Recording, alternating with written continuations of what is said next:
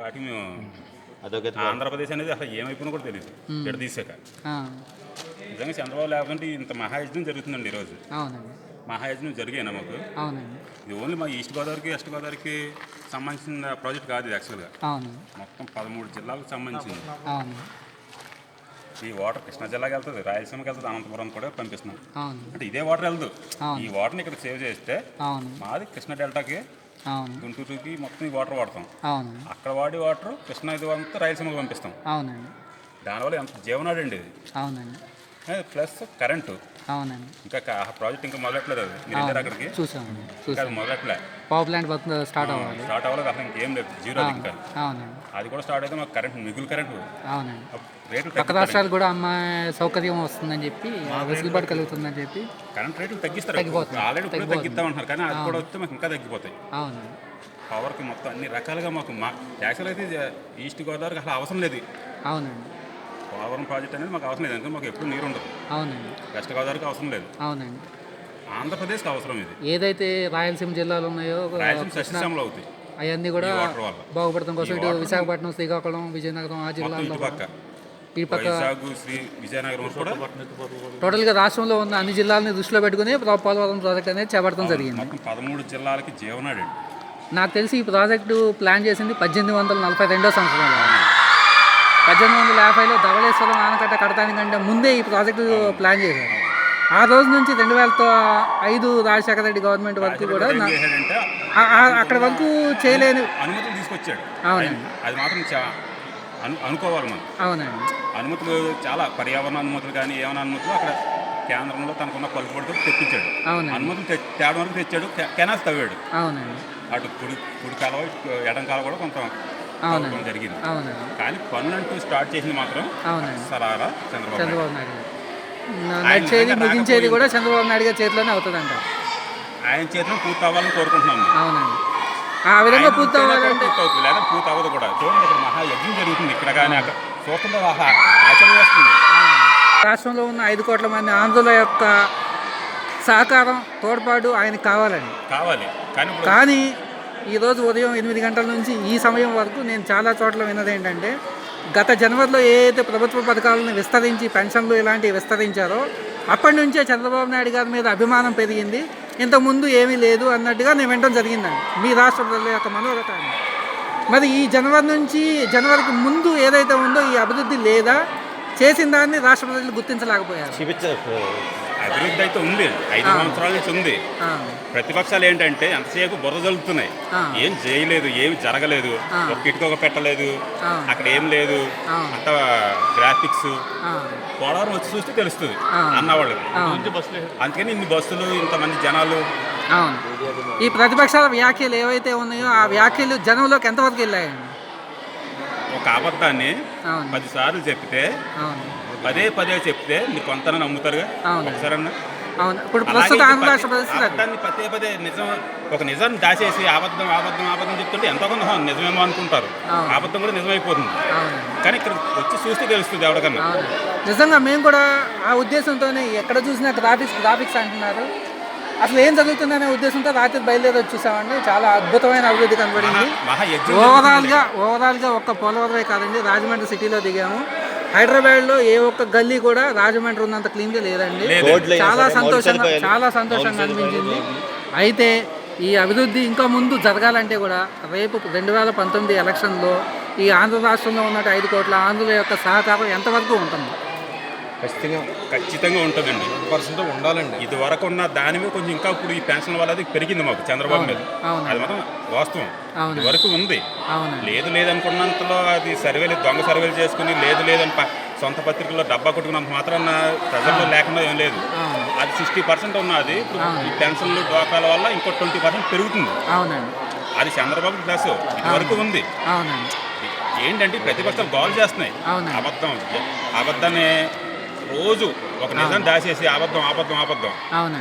దానివల్ల పైన చూసినోడికి ఏం అర్థం కాదు, కానీ ఇక్కడికి వచ్చి చూసినోడికి అర్థమవుతుంది. అమరావతిలో చూడండి, అక్కడ ఏం లేదు, అంత గ్రాఫిక్స్ అన్నారు, అక్కడ ఎంత వర్క్ జరుగుతుందో. అలాగే ఇక్కడ పోలవరం చూస్తే తెలుస్తుంది. మహా అద్భుతం అండి పోలవరం. మహాయజ్ఞం ఒక ఇంజనీర్ గారి దగ్గర చంద్రబాబు వల్ల జరుగుతుంది. చంద్రబాబు కాకపోతే అవ్వదు. అవునండి. కేంద్ర ప్రభుత్వం తీసుకున్నాయి కూడా ఇంత ఫాస్ట్గా జరగడం ఎక్కడ చూసాము మనం? లేదండి, ఎక్కడ ఈ దేశంలో ఎక్కడ జరగదు. భారతదేశ చరిత్రలో లేదు. చంద్రబాబు ఉంటే గ్రావిటీ ద్వారా వాటర్ గ్యారంటీకి ఇచ్చేస్తాడండి. అయితే ఒక చిన్న ప్రశ్న అండి, పక్క తెలుగు రాష్ట్రంలో ఏదైతే అభివృద్ధి అనేది లేకపోయినా కూడా ఆ రాష్ట్ర ప్రజలు ఆ సెంటిమెంట్ కోసం గత ముఖ్యమంత్రి ఎవరైతే ఉన్నారో ఆయన్నే ఏ విధంగా ఎన్నుకున్నారో అట్లాగే మీరు కూడా మీ చంద్రబాబు నాయుడిని ఎన్నుకుంటాం, ఆయన చేసిన అభివృద్ధి చూసి చంద్రబాబు నాయుడినే మళ్ళీ 2019 ఎలక్షన్లో ఎన్నుకుంటామని ఘంటాపదంగా చెప్పగలరా మీ ఆంధ్ర రాష్ట్ర ప్రజల తరఫున? ఘంటాపదంగా 100కి 100% చెప్పగలం. 100కి 100% తెలుగుదేశం ప్రభుత్వమే వస్తుందండి. ఎంత దొంగ అబద్ధాలు చెప్పుకున్న పత్రికల్లో కాదని వ్యతిరేక ప్రచారం చేసిన గ్రౌండ్ వర్క్లో ఒక లేడీ, ఈరోజు మీరు వచ్చారు కదా ఇక్కడ, ఎంతమంది ఉన్నారో చూడండి ఒకసారి గ్రౌండ్లోకి వెళ్ళి. కొన్ని వేల మంది వస్తున్నారు. వాళ్ళందరిని అడగండి మీరు ఎవరు కోటేస్తారని. ఒక్కళ్ళు ప్రతిపక్షానికి వేస్తామని చెప్తే అడగండి మమ్మల్ని. చూసినోడు ఎవడు కూడా అండు. పోలవరం ప్రాజెక్టుకి వస్తే ఏదో పుష్కరాలకు కుంభమేళాకు వెళ్ళినట్టు ప్రాజెక్ట్ సందర్శన కోసం వచ్చినట్టు అనిపించలేదు మాకైతే. ఏదో తీర్థయాత్రలకి పుష్కరాలకి కుంభమేళాలకి వెళ్ళినప్పుడు ఎలా ఉంటుంది అక్కడికి వెళ్ళొచ్చారా? అలా ఉంది, చూసామండి. మొత్తం బస్సులు ఉన్నారు, కొన్ని వేల మంది భోజనాలు చేస్తున్నారు. అడగండి ఇప్పుడు మీరు ఎవరు కోటేస్తారు. ఇది చూసాక కూడా మీరు ప్రతిపక్షానికి వేస్తామంటే నిజంగా మూర్ఖుడి కింద లెక్క. ఇప్పుడు రాష్ట్రంలో ఉన్న 175 సీట్లలో మా అవగాహన ప్రకారం 140 నుంచి 150 వరకు వస్తాయని మేము అనుకుంటున్నాం. మీ ఉద్దేశం ఎలా ఉంది? 130 నుంచి 130 ప్లస్ 130 ప్లస్ గ్యారంటీగా మా టీడీపీకి వస్తాయి. అలాగే, అవును. ఎంపీ సీట్లు వచ్చి 20 ప్లస్. అవునండి, మా అవగాహన. ఎందుకంటే ఒక కార్యకర్తగా కానీ మాకు 175 మాకే వచ్చేస్తాయి, ఓ 2 సీట్లు మీకు ఇచ్చేస్తాం ఏదో జాలిపడి అలాంటి గౌరవం మా దగ్గర లేవు. కానీ 130 సీట్లు అయితే గ్యారంటీ. ఇంకో సమస్య ఏంటంటే అండి, ఆంధ్ర రాష్ట్రంలో కనపడుతున్న సమస్య, కేవలం చంద్రబాబు గారి ఫోటో ఒకటే పెట్టుకుని ఈ తెలుగుదేశం పార్టీ ఎంతకాలం పరిపాలించగలదు? చంద్రబాబు నాయుడు గారు తదనంతరం ఎవరో లేరు కాబట్టి ఆయన తర్వాత ఏంటనే ప్రశ్న ఉదయిస్తుంది. ఆ ప్రశ్నకు మీ సమాధానం? ఒక్కడనే పెట్టిన ఫోటో అసలు తెలుగుదేశం అనేది ఒక ఫ్యాక్టరీ. అవును, దాంట్లో బోల్డంత మంది నాయకులు ఉన్నారు మాకు. అవును, చంద్రబాబు గారి తర్వాత ఆ అవసరానికి ఆ టైంకి తగ్గట్టుగా వచ్చేవాడు వస్తారు. అవునండి, మాది ఒక మహా ఫ్యాక్టరీ అండి. తెలంగాణలో ఉన్న అధికార పక్షంలో ఉన్న నాయకులు ఏ పార్టీ నుంచి వెళ్ళారు? తెలుగుదేశం నుంచి. 90% మా తెలుగుదేశం పార్టీ నుంచి వెళ్ళినాడు. ఇక్కడ తయారైన వాళ్ళు వాళ్ళందరూ. మాది ఒక కర్మాగారం అది. టీడీపీకి అది నాయకత్వం అనే సమస్య రాదు. ఇక్కడ సమస్య ఏంటంటే అండి, మీరు చెప్పిన దానిలో వాస్తవం ఉంది. ఏదైతే పక్క రాష్ట్ర మంత్రులు కానీ పక్క రాష్ట్ర ముఖ్యమంత్రి కానీ ఆ విధంగా చంద్రబాబు నాయుడు గారిని టార్గెట్ చేసి తోలనాడుతున్నా కూడా ఈ రాష్ట్రంలో మంత్రులు ఎవరో కూడా స్పందించిన దాఖలాలు లేవు. ఎవరో ఒకరిద్దరు మంత్రులు తప్పితే స్పందించిన దాఖలాలు లేవు. వాళ్ళలో సత్తా లేక స్పందించట్లేదా, లేక వేరే ఏదైనా ఉందా? అది అలా అని కాదండి, ఆ విజ్ఞత అది కానొచ్చు. చంద్రబాబు కూడా దాన్ని ఎక్కువ వివాదం చేయని ఒక ముఖ్యమంత్రి స్థాయి వ్యక్తి మాట్లాడిన మాటలు కాదయ్యి. ఇప్పుడు అతనే అలా మాట్లాడుతుంటే వాళ్ళు అనుసరి అలాగే మాట్లాడతారు. అది వాళ్ళ సంస్కారం అంతే. అది మా సంస్కారం, మా ఆంధ్ర సంస్కారం అది కాదు. తిట్టుకోనే ఉండే. అతను ఎక్కడి నుంచి వచ్చాడు? తెలుగుదేశంలో నుంచి వచ్చాడు. ఎక్కడి నుంచి వచ్చినాడు కదా, తెలుగుదేశం గురువు గారిని తిడుతున్నాడు. అది అతని సంస్కారం. కానీ మేము అలా తిట్టమే. శిష్యుడు అయినా చూడ తిట్టడు. ఈయన తన పని ఏంటి తను చేసి వెళ్ళిపోతాడు అంతే. తనకు కావాల్సింది ఏంటి? అభివృద్ధి. తిట్టుకొని ఉండదు. ఈయనకి ఎంతమంది శత్రువులు లేరు?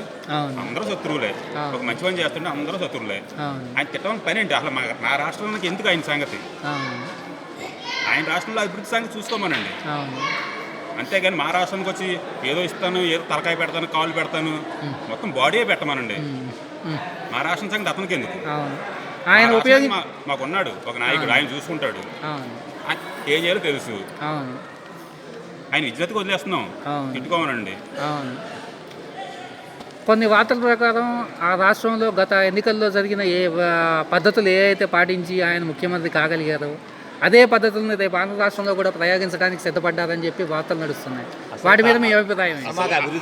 అసలు కాపీయే చంద్రబాబు నాయుడు, అదే ఎన్టీ రామారావు పేరు కాపీ చేసాడు ఫస్ట్ కేటీఆర్. ఆ పేరు కాపీ అన్నది అక్కడి నుంచి స్టార్ట్ అయింది. చంద్రబాబు నాయుడు అనుకున్నది అక్కడ అనుకుని అమలు చేస్తుంది. నేనైతే నా ఉద్దేశం ఏంటంటే కాపీ గురించి కాదు. ఇప్పుడు ఎలక్షన్ సిస్టంలో ఏదైతే రాష్ట్రాలు, తెలుగు రాష్ట్ర ప్రజలు ఏదైతే అనుకున్నారో గత 5 సంవత్సరాల్లో 4 సంవత్సరాల్లో రాష్ట్రం ఏదైతే ఉందో ఆ రాష్ట్రంలో ఏ రకమైన అభివృద్ధి లేదు. అందరూ నష్టపోయారు తప్పితే ఏ రకమైన అభివృద్ధి లేదు. గొర్రెలు బర్రెలు పంచిపెట్టి అందరినీ మాయ చేసి ఇచ్చేశాడు కాబట్టి ఈయన రాకూడదు అని అందరు కోరుకున్నారు. ఆ విధంగానే ఒక నెల రోజుల ముందు వరకు కూడా అదే నడిచిందండి. కానీ ఎన్నికల ఫలితం చూస్తే పూర్తిగా తారుమారైంది. ఆ ఫలితం తారుమారవడానికి ఉన్న కారణాలు పద్ధతులు ఏవైతే ఉన్నాయో అదే పద్ధతులను రేపు పొద్దున్న మీ రాష్ట్రంలో ప్రయోగిస్తే ఆయన ఆల్రెడీ మీ రాష్ట్రంలో వేలు పెడతానన్నాడు. మీరు దేహం అంతా పెట్టమంటున్నారు. ఆయన దేహం పెట్టి రేపు అదే పద్ధతులను ఇక్కడ కూడా పాటిస్తే ఆయనకున్నటువంటి సెంట్రల్ గవర్నమెంట్ సపోర్ట్తో కానీ మీ ప్రతిపక్షాల సపోర్ట్తో కానీ అదే పద్ధతులు ఇక్కడ అవలంబిస్తే ఏ విధంగా నిలబడగలుగుతారు? మా నాయకుడి మీద మాకు నమ్మకం ఉంది.